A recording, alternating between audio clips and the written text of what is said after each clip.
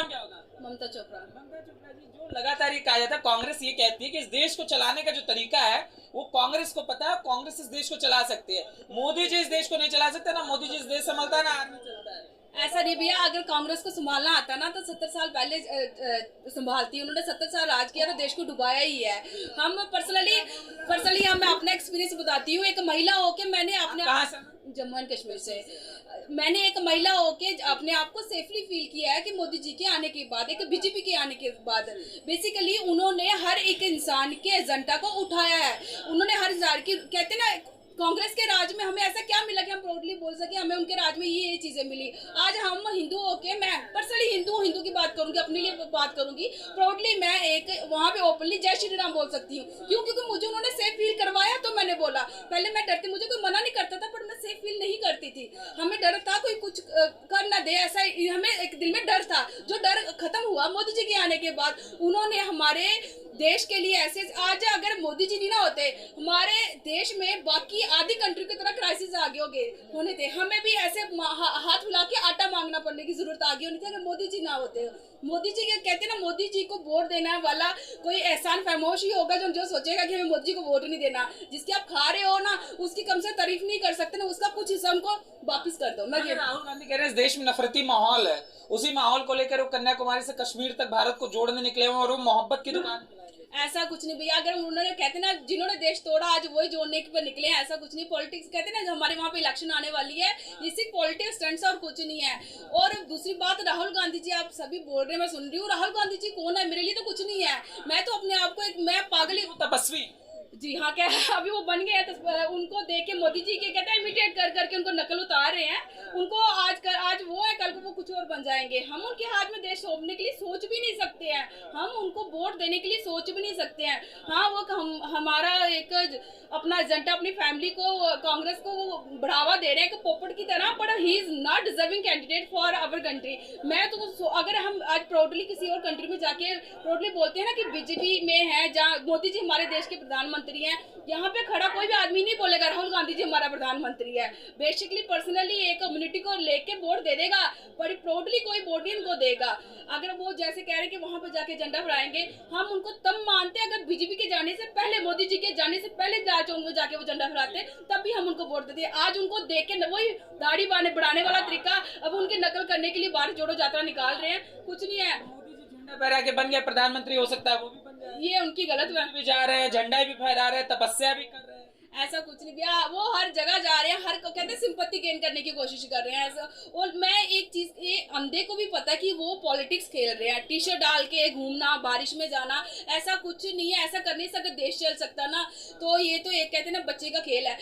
देश को चलाना बहुत ही मुश्किल है। एक देश का प्रतिनिधि चुनना हमारे हाथ में है। हम देश को चला नहीं सकते हैं, लेकिन प्रतिनिधि भी चुन सकते हैं। वही तो कह रही है, हमने चलाया, हम ही चलाएंगे और हमें ही चलाना आता है। हम तो नहीं देंगे उनके हाथ में उनके हाथ में कभी देंगे नहीं ना। हमारे पूर्वजों ने दिया होगा वोट तो देंगे, पर हमारी आने वाली जनरेशन तक उनको वोट नहीं देगी, कांग्रेस को। अच्छा, एक बात अगर आपसे पूछूं मैम, आप जम्मू कश्मीर से हैं, आप वहीं के निवासी हैं, 2014 से पहले अगर मैं माहौल पूछूं तो किस तरीके का माहौल रहता था, क्या फील करते थे? भैया जम्मू एंड कश्मीर में अब मेरी उम्र 35 साल है, 34 साल हो गए मेरी उम्र के। इस साल मैं फर्स्ट टाइम कश्मीर में मैंने विजिट किया, क्योंकि मुझे वहाँ का माहौल, चाहे क्या लोग कहते हैं मीडिया कुछ गलत तो बताएगी नहीं। जो कहते हैं ना, आग होती है तो धुआं उड़ता है। मीडिया हिंदू मुसलमान करता हूँ जी नहीं, मुझे लगता है कि ऐसा कुछ नहीं है कि आप जम्मू कश्मीर का 2014 से पहले जो माहौल था, आप कभी आपने गलती की, आपने तब विजिट नहीं किया। आपने अभी विजिट करके देखना वहाँ की। इवन दो लोकल जनता भी खुश है इस चीज के लिए कि हमारा बिजनेस बड़ा है। अब वहाँ पे पत्थरबाजी की जगह बच्चों के हाथों में नोटबुक्स है। वो इवन दो वो भी रिकॉर्ड कायम किया। एग्जैक्टली वो वहाँ पे हिंदू तो है नहीं, वहाँ पे 90% मुस्लिम्स है। हमें भी खुशी होती है कि हमारी जम्मू कश्मीर अलग नहीं है, हमारे जम्मू का ही हिस्सा है। हमें भी लगता है कि हमारी स्टेट भी बढ़ रही है। पहले जम्मू कश्मीर में इतनी खूबसूरती होने के बावजूद भी ना, इंडिया का ताज होने के बावजूद, तो लोग वहाँ पे आने से डरते थे।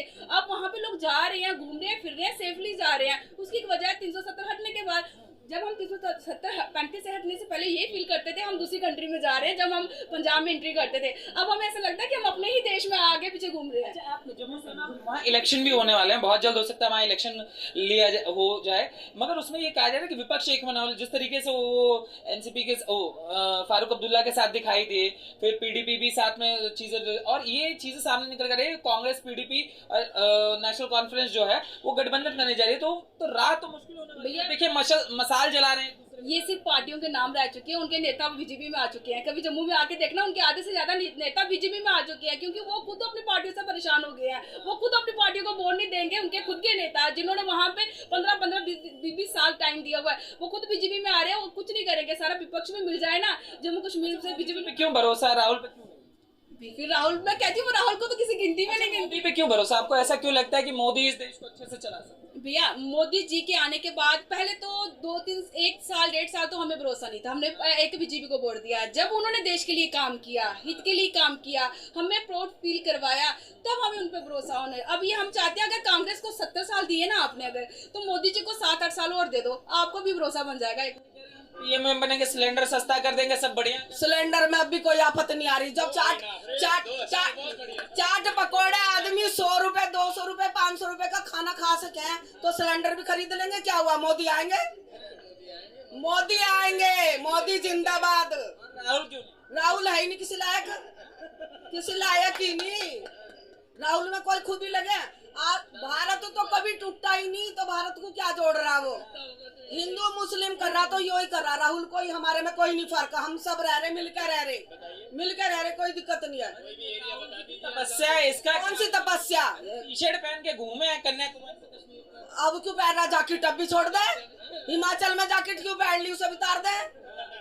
हिमाचल में क्यों पहरी है? कोई तमीज नहीं। अगर उसको तमीज होती, देश के प्रधानमंत्री को वो चोर कहता, इसका मतलब सारे प्रधानमंत्री जितने हुए में चोर ही हुए हैं। आज भारत में दुनिया में नाम है मोदी जी का। इसने रिश्तेदारों ने क्यों नहीं कर लिया? दुनिया में नाम है भैया।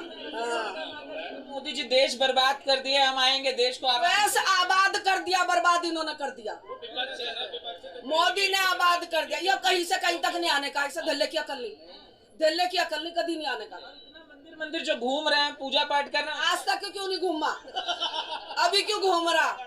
अब इलेक्शन आ रहे तो मंदिर में घूम रहा, भारत जोड़ो यात्रा कर रहा। आज तक तोड़ते हुआ 70 साल से क्यों नहीं जोड़ा? मोदी आएगा भाई, मोदी जिंदाबाद। राहुल नहीं आ सकते, नहीं आने का लायक ही नहीं है, बोलने की तमीज नहीं है।